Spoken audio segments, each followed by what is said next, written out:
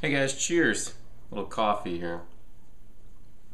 Sunday afternoon, March 24th, 2013. This is an episode of Planet Rotations. I don't film one of these every week, but I do a version on my Life on This Planet blog. I show a playlist of all the complete albums that I listen to over the week.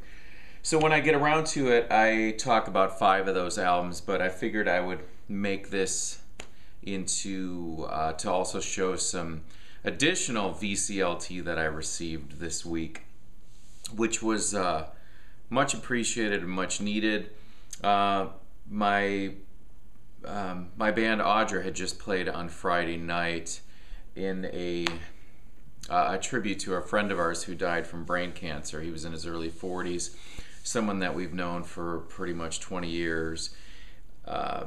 I think the first time we did a radio show, he was the radio show host, and he had us come on, played some music, interviewed me and my brother, and he worked at a record store in Phoenix called Zia Records for years, and that's how we first met him.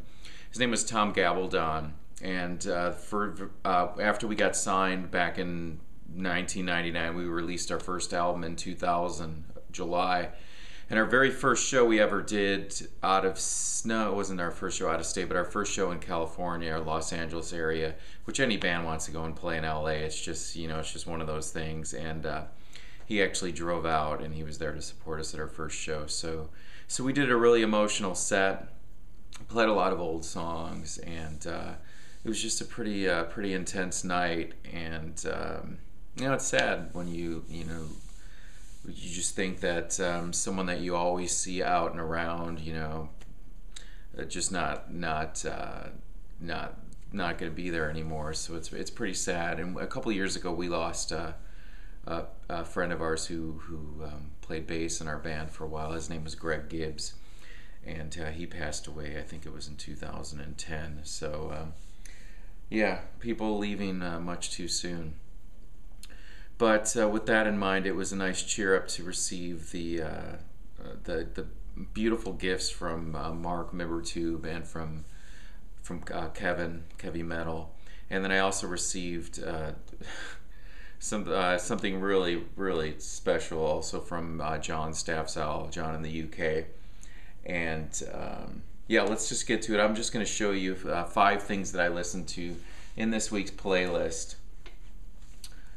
First thing is the album that I actually listened to kind of, when you're preparing for a show, it's right before you leave and on your way to the venue, it's always good to have something that just kind of gets you gets you motivated.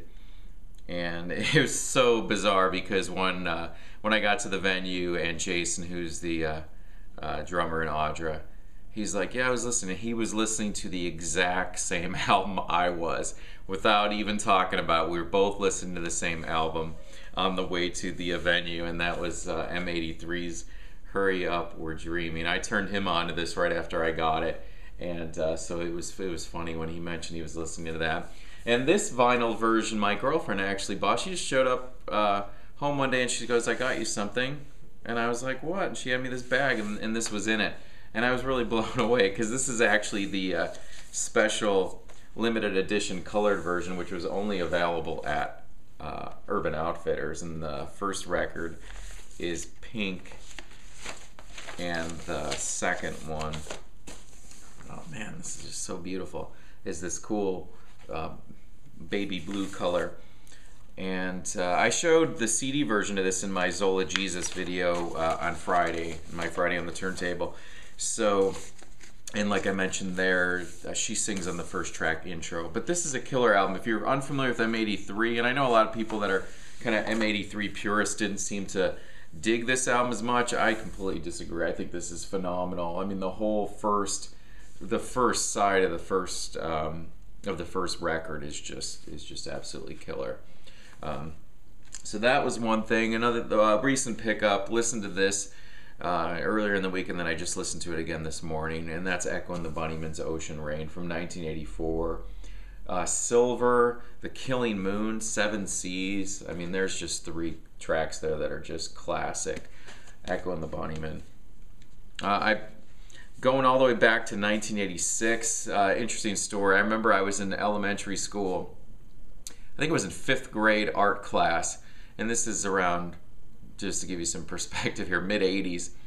And there was this girl, I don't even know at the time, you know, when you're in 5th grade or whatever, you know, and then that day, I don't know, you know, how you would describe her, but she had a jean jacket on with all these rock band patches. And we had a art class and we were making ceramics, and I don't remember what I was making, but she was making an ashtray, just to give you some perspective.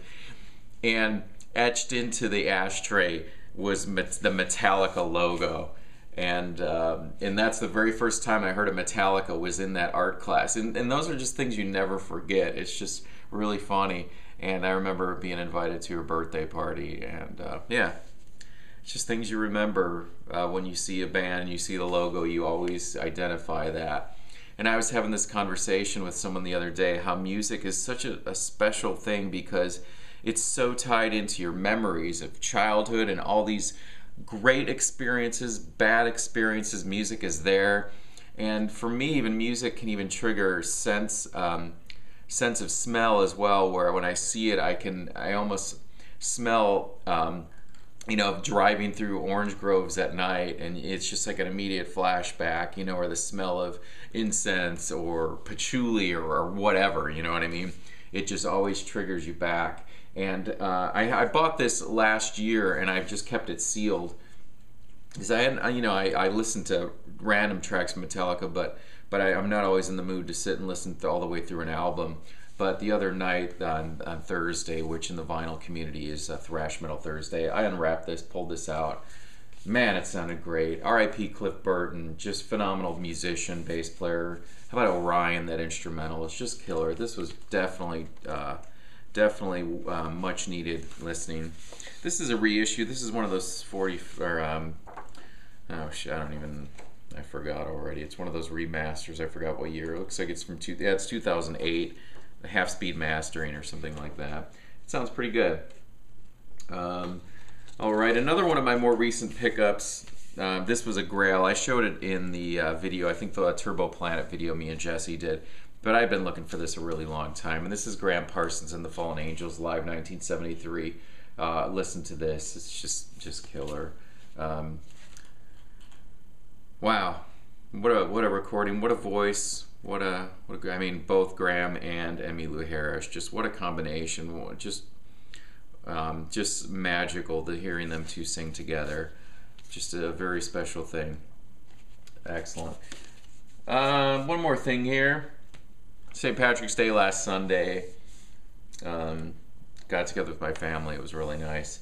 And representing Ireland, this is what I listened to. Cranberries, No Need to Argue. Oh, got my original Stinkweeds records stickers on there. And just a great album, great band. Dolores O'Riordan, just a really good voice. So yeah, so that was what I listened to driving around over to my family, to visit my family on St. Patrick's Day. Another thing I forgot to show in a video. Logan, vinyl community member. I can't remember your Aisle 3 Comedy. That sounds like it, yeah. Sent me a while back his band, The Ransom, live in Smoke at Swing State, August 24th, 2012. Logan is an up-and-coming musician. He has a two-piece band called The Ransom, drums, guitar, vocals. Sent me this, really enjoyed it. Logan plays some good guitar, and yeah, there's the little homemade CD there. I really appreciate it. This is limited to 3 of 15, so I won't be getting rid of that. When Logan gets big and famous, I'll keep that because it's a very limited edition there. So John, my pal out in the UK, package arrives. Said he was sending me another package. I still got mine coming, John. It's a long assembly process on this one, trying to get all the elements together. But it was so funny because there was some vibing going on in the vinyl community about U2's Boy album, and John actually had sent this out to me without even knowing that it was about to take place, because In the U.S., U2's Boy album had an edited, censored cover, I guess, with the 4 band members in black and white on it. Well, that was banned in, I think, North America. Maybe it was just the U.S. So John actually found me a copy of, I think he said this is a Portuguese pressing, yeah, of U2's Boy album here. Really happy to have this with the original cover. This is not a reissue. This is original Island. The original Island release that he picked up for me, and I'm so happy to have this, John. Thank you so much. There's the back cover, and yeah, Portuguese Island pressing. So I'm a huge fan of U2, you know, and their debut album from 1980. It's really really nice to have this in the collection. And then this one was in the package, which I couldn't believe it, because this is another weird vinyl community synchronicity. So if you remember my Holy Cow Grail video, Mark Midbertube sent me 3 just incredible records.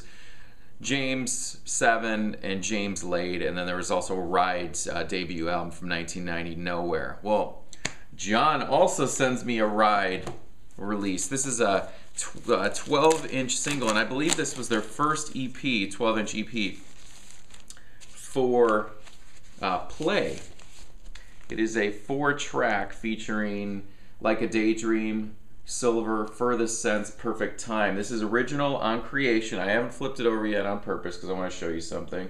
It came out in 1990. This preceded the Nowhere album. I'll show you the label on here. Let me flip it around.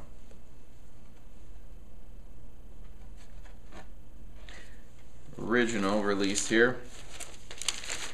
And then, to top all that off, turn it around, autograph.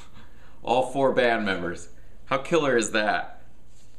Let's see, hopefully you guys can get a view. So there's Andy Bell, who went on to play in Oasis, and then now in BDI with Liam Gallagher. Mark. Yep, there's the other guys there. I think that's Steven. Yeah, you guys get the idea there. Hopefully that comes in clear. Wow, incredibly blown away by that, John. Had no idea what to expect. No idea what you were sending me. And beautiful thing about this community, all the friendships we make, and everyone's out in the racks looking for themselves, but also looking out for things for each other. And it's pretty amazing. And so couldn't have arrived at a better time. So thank you so much, John. Thanks, Logan, for your CD, man. All the best to you and your band and your musical projects. And I'll be talking to you guys soon.